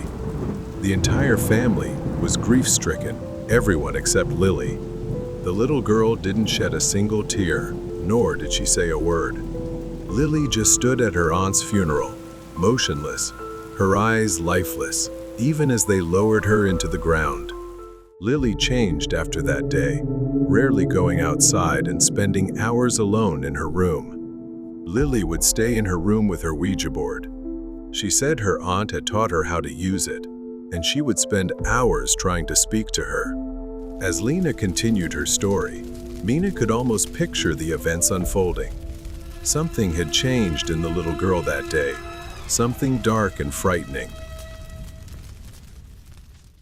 Then, she continued telling Mina about what the little girl had gone through since that day. Right after the girl's aunt passed away, terrifying things began happening in that house. Around midnight, Lily's mother started hearing strange noises coming from her room. Scratching sounds, like fingernails scraping against the walls. Lily lay awake, eyes wide open, staring at something in the darkness. She felt a presence, something lurking beside her bed, watching her. Mrs. Lena leaned forward. She told Mina how Lily had confided in her older friend, saying she could feel eyes watching her every night, standing at the edge of her bed, silent yet terrifying. The next morning, Lily's mother checked her bed and discovered scratch marks on the mattress. Even more disturbingly, she found similar marks on Lily's own skin. Lily would scream, sometimes even laugh loudly in the middle of the night. Her voice would change, becoming rough, distorted, and filled with pain. Lily's mother rushed in, only to find her alone, trembling, her eyes filled with terror. The little girl spoke of them, shadowy figures. They would gather around her bed, staring with their hollow mouths, open in a silent scream. They all knew Lily was different. Everyone sensed that something had invaded her, but no one could stop it or help her. Mina shuddered as the old woman recounted the family's desperate decision to call for an exorcism. Lily's family summoned priests to perform an exorcism. Father Raymond was one of them, and he placed a crucifix under Lily's pillow, hoping to drive away whatever haunted the house. The ritual began, whispered Latin prayers filling the room. The exorcism turned chaotic. Lily writhed on the bed, growling like an animal, as if the crucifix was causing her unbearable pain. Objects flew across the room, and the crucifix seemed to burn her, sending her into a violent rage. Latin phrases poured from Lily's mouth, mixed with a hoarse, guttural laughter. Her body twisted in unnatural ways, eyes staring at something invisible. Father Raymond performed many exorcisms on Lily, and she endured tremendous suffering. During the exorcisms, Lily would roll and vomit, then break into uncontrollable laughter. That voice, it was like a demon disguised in a child's body, coming from the depths of darkness. Once, during an exorcism, Lily suddenly broke free from the priest's hold and lunged at the metal bed frame. She swung it wildly, slashing at the arm of one of the priests, forcing them to halt the ritual. On the night of the final exorcism, words appeared on Lily's body, as if an invisible force was carving them into her skin with a sharp blade. On the last night, 3 priests conducted the final exorcism on Lily, and they even witnessed her body levitating above the bed. As they recited the final incantation, Lily's body collapsed onto the bed, motionless. Everyone believed she had been freed. Lily's family moved away soon after, and no one ever saw her again. The people living near the house avoided it, cursing its existence. Some families even left the area due to the strange, unexplainable occurrences. She told Mina that some believed Lily's spirit never left, that she was still trapped inside the house. Mina shivered, recalling the grinning girl in the window, her eyes black and hollow. Mina shared what she had seen. Hesitantly, she mentioned that the girl looked no older than 14. The old woman slowly nodded and confirmed that was exactly Lily's age when she disappeared. Mina was frozen by what she heard. The woman pointed to a small room under the stairs, offering it as a place for her to sleep. She warned Mina once more to stay away from the exorcism house before heading upstairs. Lying on the bed, Mina stared at the ceiling, wide awake, unable to shake the image of the girl from her mind. She wondered, what if the woman hadn't arrived? Would she have been the next one, just as the girl had said? The sun finally rose, but the memories of the night clung to Mina. She thanked Lena and left, yet the questions remained. Did Lily die during the exorcism? Was her soul trapped forever, or had something darker consumed her? But one thing was certain, Mina would never return to Cottage City again. Betrayal in the dark. It was a quiet night in late October. Maya was patrolling the empty streets of a small Texas town. The air carried a heavy, eerie stillness as the early morning hours approached. But that night, at around 2:15 a.m., the radio crackled to life. Maya received a call. Maya picked up the radio, and a woman's voice came through on the other end. Police, please. I think there's someone in my house. Maya could hear the woman's frantic, shallow breathing. But just as she was about to respond, the line went dead. She tried calling back, but it went straight to voicemail. Maya radioed a colleague to get the location. She stopped, squinting at her GPS. It was just a few blocks away, near the town's edge. Something about the woman's voice unsettled her, so she decided to check it out. Maya arrived at the location, but there was nothing, just an empty lot. The wind whistled softly, rustling through the tall, dry grass. She checked her GPS again. The location was correct, but there was no house, just emptiness. In the distance, a faint light flickered on the porch of an old farmhouse. Maya felt an odd pull toward it. She decided to walk to the farmhouse, thinking maybe they knew something. She parked and approached the door. Maya knocked, and after a few minutes, the door creaked open. A young man answered, looking tired, confused, and not at all like someone who had made a frantic emergency call. "Can I help you, officer?" he asked, squinting at Maya through the dim porch light. She explained the call, asking if he had seen or heard anything unusual. He shook his head, confusion plain on his face. She asked if he knew anyone else living nearby. The man slowly shook his head. "No, there haven't been any houses for miles." Maya thanked him and returned to her car, a deep unease settling in her stomach. Maya checked her radio again and tried calling the number one more time, but it still went straight to voicemail. She decided to head back to the station, but as Maya turned the key in the ignition, something caught her eye in the rearview mirror. Someone was sitting in the backseat. She could only see a faint silhouette, a hunched figure barely visible in the darkness. Maya's heart pounded as she tried to stay calm, reaching for her radio to call for backup. But before she could, a sharp blow struck the back of her head. Pain exploded. Her vision and everything around her faded into darkness. Maya woke up groggy, her head throbbing. Her hands were tied, and the air smelled of damp wood and rust. A single light bulb swung overhead, casting long, jagged shadows. Then, Maya saw her. It was her colleague, Jeff. Her face twisted into a manic grin, her eyes gleaming with cruelty. You didn't expect to see me, did you? I've been waiting for this. She continued, pacing with a gleaming knife in hand. Do you know how long I had to smile? While everyone adored you, Maya. While I was stuck dealing with scraps, she lunged, pressing the blade close to Maya's face, taunting her about always being so calm. She wanted to see just how calm Maya would stay now. The cuts weren't deep, but they stung. Blood trickled down Maya's skin as Jeff mocked her, savoring every moment. Maya waited. biding her time. Jeff's grip on the knife loosened slightly as she got lost in her own rage. When she leaned in too close, Maya struck. She kicked Jeff's shin with all her strength, making her stumble.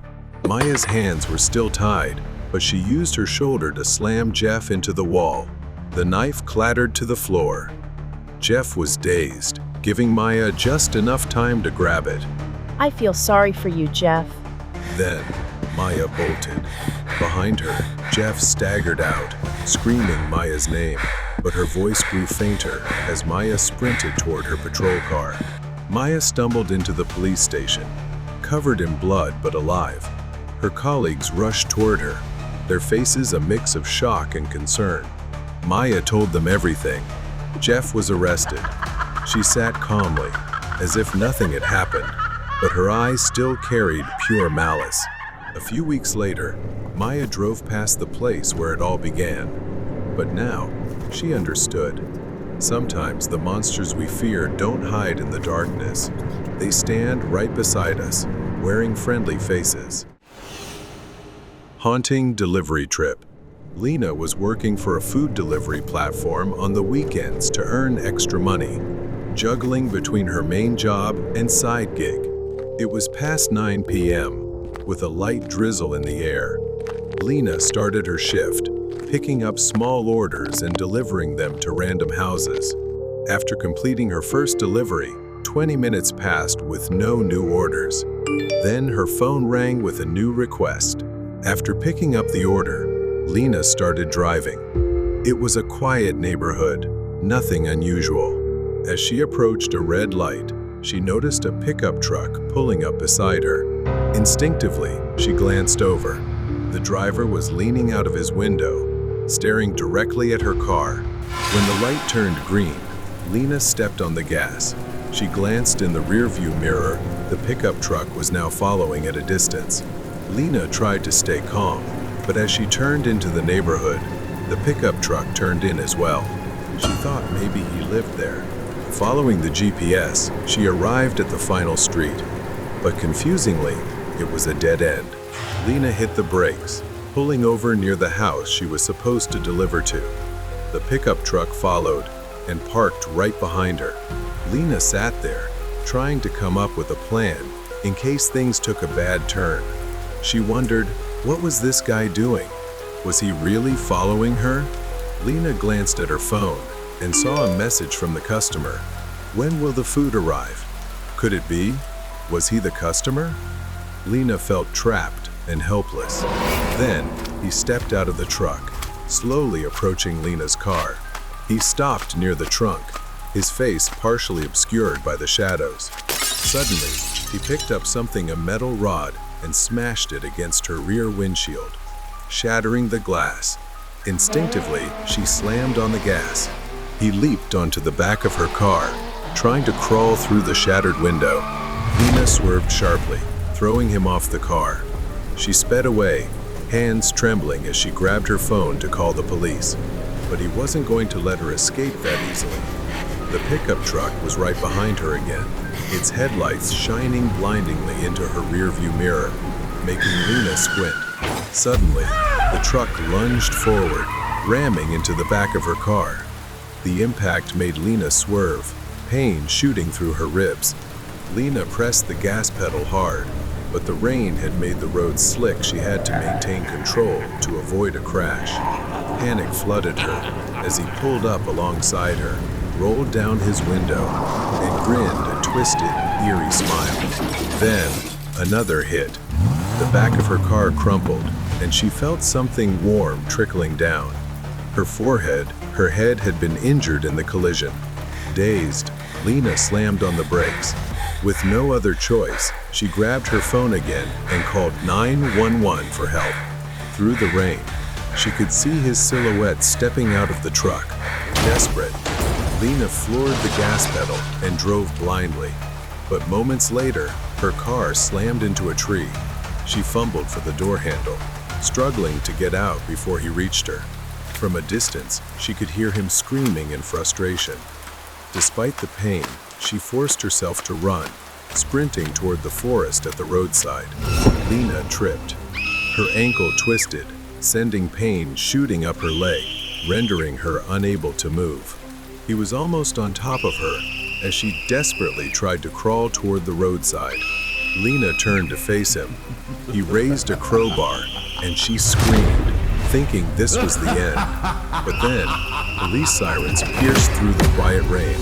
He froze, ready to flee, but it was too late. The police fired a taser, bringing him down.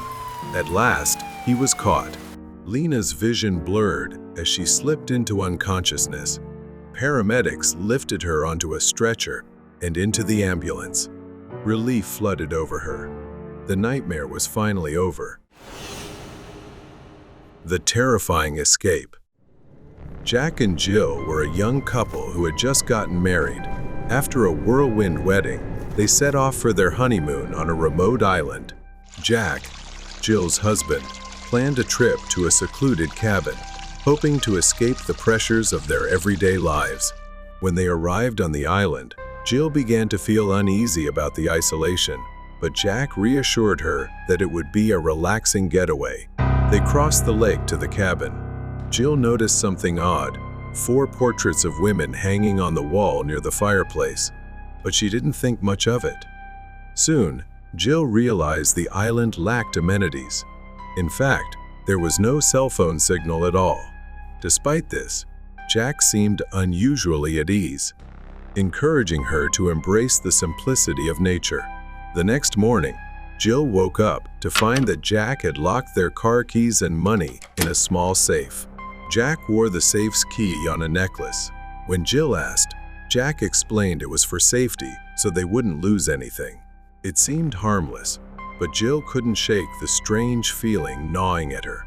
She tried to push it aside and enjoy nature. Days passed, and although Jack tried to keep her entertained with hikes and boat rides, Jill felt increasingly uneasy.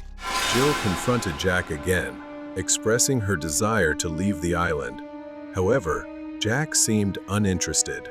Instead, he avoided the topic and spent his time setting animal traps and engaging in strange activities. One evening, Jill finally had enough and insisted on leaving, but Jack's response was cold. He became aggressive, saying, "We're not leaving. Not yet." Jill's fear grew as Jack's attitude completely changed. He became increasingly paranoid, and his eyes gleamed with an unusual red hue. He grabbed a knife from the kitchen and lunged at her. In a panic, she ran out of the cabin and grabbed a log. She struck him hard on the head. He collapsed, stunned but still alive. She quickly grabbed the key from around his neck and ran. She ran toward the boat, hearing Jack's shouts in the distance. "Jill!" He was swimming after her. Her hands trembled as she tried to row faster, but fear and exhaustion slowed her down. As she reached the shore, she stumbled over something. Looking down, she saw 4 separate graves, the earth freshly turned. Her breath caught. With no time to think, Jill dashed toward the car, but it wouldn't start. Jack was now at the window, yelling for her to get out. In a desperate attempt to escape, Jill grabbed a gun from the car's glove compartment and pointed it at Jack. However, Jack tricked her, and as she tried to fix the car, he smashed the window with a rock, knocking her unconscious. Jill woke up to find herself tied to a tree. Jack stood over her, cold and crazed, repeating, "You're just like the others." Jill struggled to understand and asked, "What others?" That's when Jack revealed the horrifying truth. He had 4 wives before, all of whom tried to leave, and he had killed them. Jill was next. Realizing she was in grave danger, Jill had to find a way to free herself. But when she realized that he was no longer in sight, she rubbed the rope against a sharp stone nearby to slowly escape. As Jack approached with an axe, she rushed into the cabin, grabbed the gun, and ordered him to stop. Jack ignored her warning and charged at her with the axe raised. In a split second, Jill pulled the trigger, grazing Jack and injuring him. Jack fell to the ground, unable to move. She threw the gun aside, tears streaming down her face. "I trusted you." Then she ran out of the cabin toward the boat.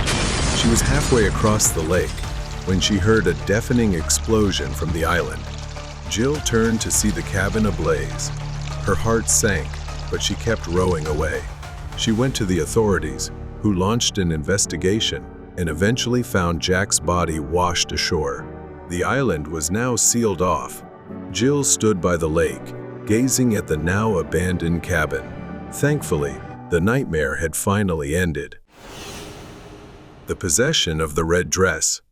Ben, my best friend, and I went to a remote lakeside campground for a quiet weekend of fishing. The night air was cold, peaceful, with only the crackling of the fire and the occasional splash of a fish jumping out of the water. We were enjoying this calm together. I suggested grilling the fish, and Ben agreed to gather firewood. He went to the forest's edge to find some. Along the way, he found a lot of dry branches scattered around, but then he saw something red in the darkness. As he got closer, he discovered a red dress. After a while, Ben returned with a bundle of firewood wrapped in the red dress. He intended to use it to start the fire, but I didn't pay much attention or think twice about using it as kindling. Not long after, we chatted while waiting for the fish to cook, but after a few seconds, Ben's face suddenly changed. When he stopped speaking, he made a strange noise from his throat. His attitude shifted, becoming oddly restless. Ben's eyes grew wild, and he suddenly became aggressively irrational. He grabbed the fish from the fire and started devouring it, even though it was still raw, as if he found it irresistibly delicious. I didn't understand why he was acting like that, but I was concerned the fish wasn't cooked. I decided to stop Ben from eating it all, fearing it might make him sick. Ben suddenly went berserk, yelling at me to give him the fish. That's when I realized something terrible had happened. Ben seemed to have lost his mind and control. Panicking, I had to restrain my friend. Eventually, I managed to calm Ben down, and he fell asleep. I was about to leave, planning to take him to the hospital to make sure he was okay. Since the situation seemed to have passed, I decided to take Ben home. It looked like it might rain, so we quickly left. It started pouring heavily. As I drove back, I couldn't shake the feeling that something dark had been awakened by the red dress. Ben went home to his wife, but things got worse. That night, Ben started sleepwalking, something he had never done before. In the late hours, his wife was awakened by a strange noise. She saw him rummaging through the closet.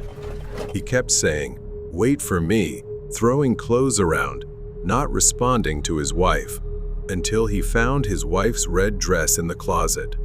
Ben pulled it out and stared at it for a moment, then decided to put it on and went to bed, as if nothing had happened.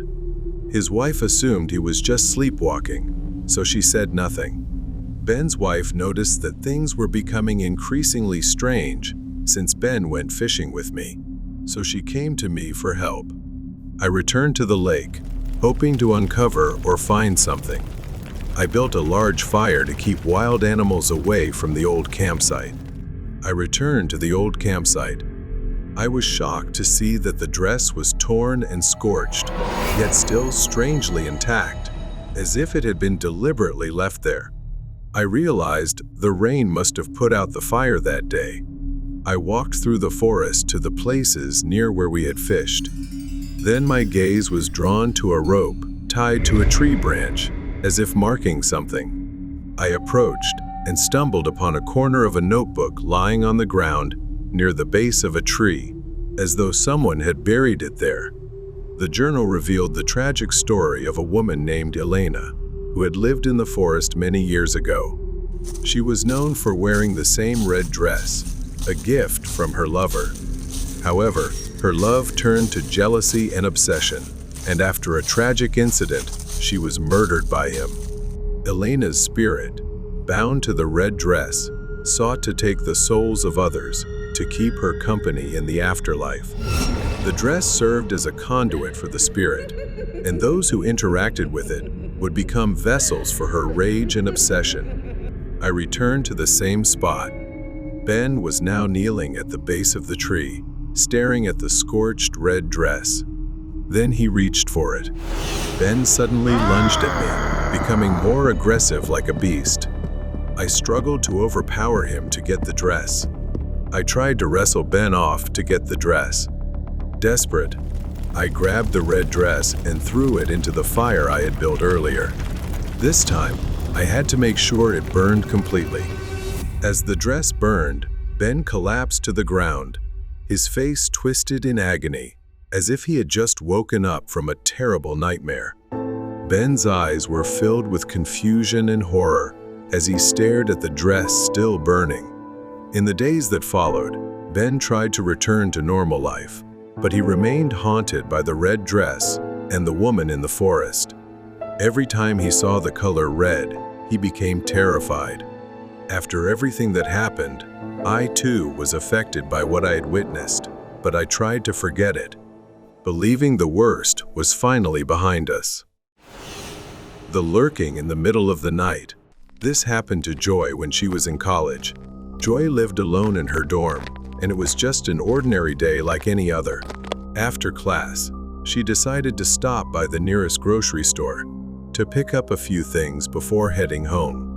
As she walked through the aisles, browsing items, she noticed a strange man lurking in one of them. He was a man with bloodshot eyes and tattered clothes, staring at her from a distance with a strange, unsettling grin. As she continued shopping, she couldn't shake the feeling that he was watching her. Joy tried to ignore it and quickly grabbed what she needed before heading to the checkout. But as she reached the checkout, she felt his breath on her neck. He leaned in close and whispered something in her ear, something she couldn't quite make out. Joy quickly paid for her items and rushed to her car in the parking lot. As Joy was about to get into her car, she heard footsteps behind her. Turning around, she saw it was him.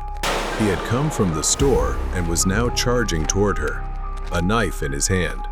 Joy threw herself into her car, locking the doors just in time, escaping by mere seconds. He stood outside, pounding on the window, shouting obscenities, but she sped off and called the police once she was safe.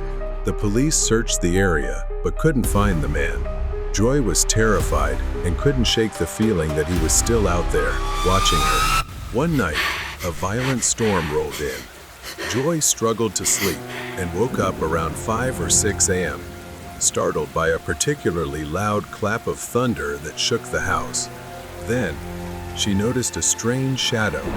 As lightning flashed, she saw the silhouette of a man standing outside her window, his face pressed against the glass, staring at her. It was him, the man from the store. Joy froze in terror. In his hand, he clutched a knife, his gaze fixed on her. With each flash of lightning, the man appeared closer until, suddenly, he vanished along with the storm. Panicked, Joy rushed to check that all the doors were locked. But when she turned back, she saw the man standing in her living room. His terrifying grin widened as he pointed the knife at her and lunged forward, screaming, "You're mine! You're mine!" Joy collapsed to the floor, paralyzed with fear, as he climbed on top of her, the blade of his knife slicing through her clothes. Just when she thought it was over, a loud crash echoed through the room, and she saw him collapse to the floor. Then, Joy saw her neighbor. He had tackled the man, pinning him down and punching him repeatedly until he was unconscious. A wave of relief washed over Joy. She asked her neighbor how he knew she was in danger. He explained that while going to his kitchen for a drink of water, he saw the man lurking around the building through his window. Sensing something was wrong, he decided to watch from a distance to see what would happen. The man was arrested. He had just been released after serving 30 years in prison for attempted murder and assault. The entire ordeal left her traumatized, and for months, she couldn't shake the feeling of being watched. Joy continued to have nightmares about the man who had nearly taken her life that night. If it weren't for her neighbor, things could have ended very differently. The strange man in the vacant lot. Lucas and his fiancée, Emily, decided to spend a weekend getaway at Lucas's family cabin deep in the woods. They enjoyed outdoor activities like hiking, fishing, and four-wheeling, making the most of the peaceful atmosphere the cabin provided. On the last day, Emily and Lucas's family decided to leave early, while the couple chose to stay behind for some quiet time before heading home that evening. As the sun set, Lucas and Emily packed their belongings into the truck and began driving down the dirt road leading out of the property. The road was surrounded by dense forest, and they had to pass through 5 gates along the way, each secured with a lock that Lucas had to unlock and relock as they passed. When they reached the 4th gate, something felt different. It was located in a large clearing, allowing the landscape to be clearly visible under the moonlight. Still, something about it unsettled him, as if an unseen threat lurked nearby. He unlocked the gate and drove through, but as he turned back to lock it again, he noticed a strange light in the distance. A flashlight beam flickered through the trees, and the silhouette of a man appeared. Lucas hesitated, watching the figure for a moment, but dismissed it, assuming it was just another property owner. However, just as Lucas began locking the gate, he heard a voice calling for help. Squinting into the darkness, he called out, "Hey, are you okay?" and slowly stepped toward the flashlight. At that moment, the flashlight jerked wildly in all directions. Lucas could see the figure sprinting toward them, but the man wasn't shouting, he was just running. The man was dressed in dark clothing and carried a backpack. Panic surged through Lucas, and he rushed back to the truck. He jumped in and sped off, trying to stay calm, telling Emily that he had just been startled. He drove about a quarter of a mile before reaching the final gate. Putting the truck in park, he hesitated for a moment, glancing back toward where he had seen the man. Seeing nothing, he stepped out and walked toward the gate. Then, in the distance, a flickering light appeared again. It was him. The man was coming. He appeared once again, sprinting toward them.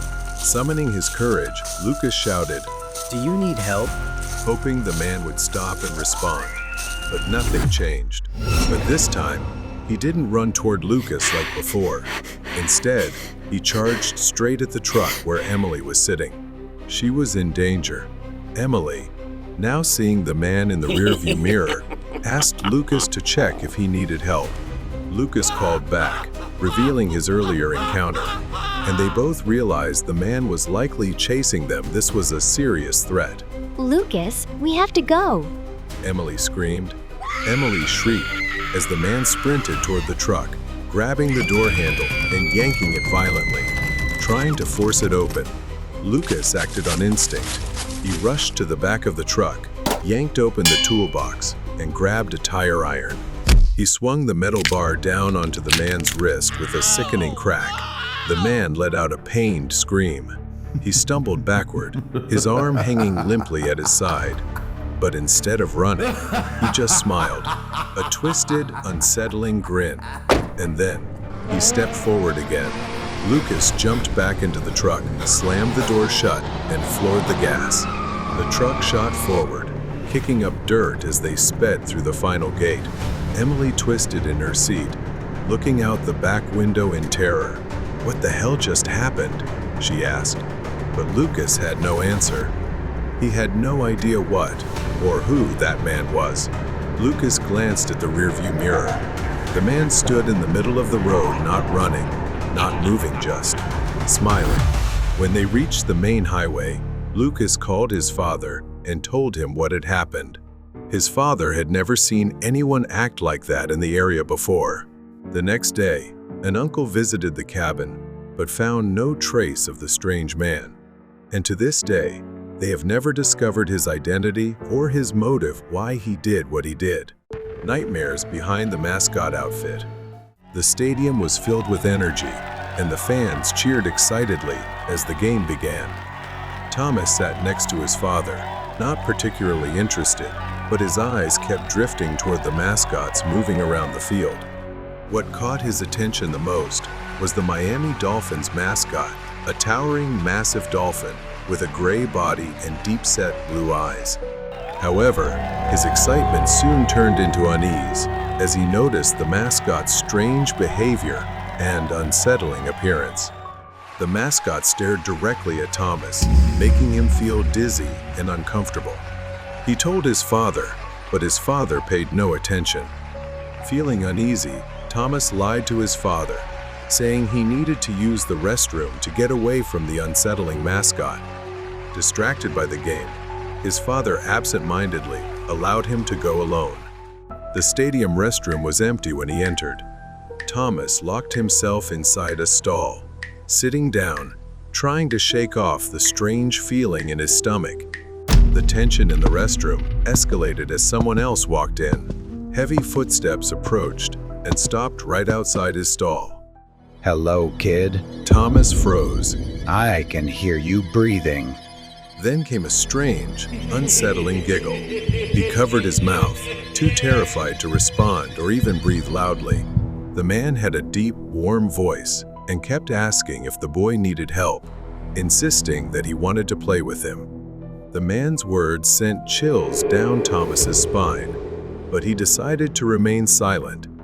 After a while, Thomas thought the man had left, so he finally gathered the courage to push the stall door open. But at that moment, he stopped in his tracks.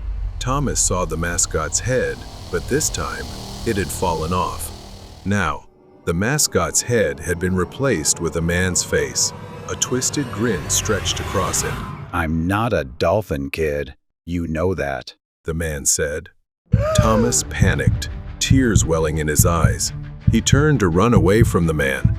Before Thomas could react, the man grabbed him and forced him to the ground. His screams echoed through the restroom, but no one could hear them over the roaring noise of the stadium. The man continued grinning as he pinned Thomas to the ground, holding him in a suffocating grip. But then, in a desperate fight for survival, Thomas heard his father's voice from outside the restroom. The man seemed to hesitate for a moment before releasing Thomas and turning toward the door. Thomas screamed, and at that moment, his father burst in, shoving the man aside and landing several strong blows on him. The man in the dolphin suit tried to flee. He didn't get far. Within seconds, he was tackled, handcuffed, and dragged away while screaming. The next day, the police revealed everything. The man in the dolphin suit was not the real mascot. He had been sneaking into stadiums for years, blending in with the mascots to avoid suspicion. He targeted boys who wandered off alone. Unlike Thomas, some of them were never seen again. Authorities had been searching for him for a long time, but he had always slipped through their grasp until now. In his apartment, they found horrifying evidence photos, names and stolen belongings from previous victims. After that day, Thomas's father changed. He paid more attention to him, something Thomas never thought would happen. Sometimes, when passing a stadium, Thomas still glanced at the mascots. How many other children had almost never made it home? He was one of the lucky ones, and he would never forget that. Highway Trap Maker. It had been a long day of driving for me. I glanced at the dashboard clock. It was nearly 9 p.m. I stopped at a small gas station, dimly lit, filled up the tank, and bought an energy drink from the store. The cool night air brushed against my face as I stretched before climbing back into the truck. With a 3-hour drive ahead, I settled into the seat, ready for the journey. The open road stretched out before me, desolate, bathed in the soft glow of the headlights. My only companion was the music playing through the cabin. I drifted a bit, feeling slightly drowsy, and quickly focused back on the road, allowing my mind to wander as I sipped my drink, hoping it would help keep me awake. Around 11 p.m., a sudden crackle pulled me from my drowsiness. The sound came from the radio I had on the trucker channel. With everything so quiet, the noise startled me. Through the static, I thought I heard a voice, faint and unclear. The words were difficult to make out, but it sounded like hello or help. My heart raced a little faster as I glanced around, looking into the darkness behind the headlights, but there were no other vehicles in sight. I grabbed the radio and pressed the button, my voice trembling as I asked, "Is anyone out there? Do you need help?" I waited, listening to the static fill the silence, but there was no response. Just as I was about to release the button, my headlights caught something ahead on the road. I slowed the truck down, coming to a stop as I saw a large rig parked in the middle of the road, motionless. It was strange. There were no signs of anyone around, no lights, nothing at all. I pulled over to the side and climbed out, the chill of the night air making me shiver. As I approached the rig, I called out, my voice breaking the strange silence. "Hello? Is anyone there?" But my voice was swallowed by the emptiness around me. I climbed into the open door of the truck and looked inside. My heart sank as I realized it was empty. There was no one inside. The driver's seat vacant, but a jacket hung over the passenger seat, a half-finished cup of coffee in the holder. The radio was silent now, but a faint static still lingered in the air. It was as if the driver had simply vanished. There were no signs of a struggle, no blood, no clues as to where they had gone. A shiver ran down my spine, and I felt an overwhelming urge to leave this place, a growing sense of unease gnawing at me. I stepped away from the rig, scanning my surroundings, my eyes sweeping over the dark fields on either side of the road. The tall grass swayed, casting eerie shadows that shifted under the moonlight. Then something peculiar caught my eye, a faded photo pinned to the dashboard. I squinted in the dim light, leaning in for a closer look. It was a family photo, the kind you might get at a cheap roadside stand. A man stood with his wife and daughter, smiling, carefree. I didn't recognize the man, but there was something in his expression that filled me with a sense of sadness. I stepped back, my gaze lingering on the photo as a chill ran down my spine. That's when I realized this truck wasn't just abandoned. Perhaps it was a trap, deliberately left here to lure someone, anyone, into this desolate stretch of road. A twig snapped behind me, the sudden noise cutting through the night like a knife. My instincts kicked in, and I whipped around just in time to see a figure emerging from the darkness, their face obscured. My heart raced as I took a step back, my mind scrambling for a plan. I was alone, isolated, surrounded only by trees and an empty highway. I couldn't run. He would catch me in seconds. Thinking quickly, I scrambled back into the empty truck, my hands shaking as I rummaged through the cabin. I found a wrench on the floor and gripped it tightly, crouching down inside the truck, preparing myself as I listened for approaching footsteps. The figure approached the open door, his face finally illuminated by the moonlight. He was grinning widely, a cold, threatening smile that made me shudder, and I realized with horrifying clarity that he had done this before. He stepped closer, moving slowly and deliberately, savoring the fear in my eyes. But I wouldn't go down without a fight. I charged at him, swinging the wrench with all my might, catching him off guard. We stumbled out of the truck, struggling on the ground. The night came alive with the sounds of our scuffle, grunts and the scrape of shoes on gravel. He was stronger than I was, but desperation fueled me, making me fight harder, faster. I tried to break free, staggering to my feet as he pulled back, clutching his shoulder. For a moment, we just stared at each other, both of us breathing heavily, the tension thick and suffocating. I gripped the wrench tightly, ready, but he hesitated, a flicker of uncertainty passing over his face. I seized on his hesitation, advancing with the wrench raised. He stepped back, the threat in his eyes replaced with something else, perhaps fear. He turned and ran, disappearing into the darkness, the sound of his footsteps fading until there was nothing but silence. I climbed back into my truck, locking the doors as I settled into the seat, my hands still trembling from what had just happened. I reached for the radio, my voice barely above a whisper as I called for help, my words spilling out in a rush. I told them everything. The abandoned truck, the photo, the man who attacked me.